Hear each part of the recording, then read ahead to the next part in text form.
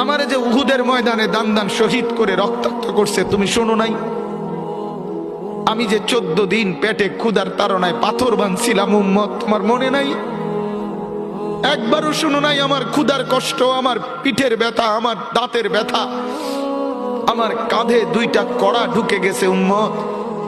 আমার ঘরে 3 মাস আল্লাহর নবীর স্ত্রী আয়েশা বলছে, আল্লাহর কসম উম্মত, নবীর স্ত্রী বলছে এক ফোঁটা চুলায় আগুন জ্বলে নাই।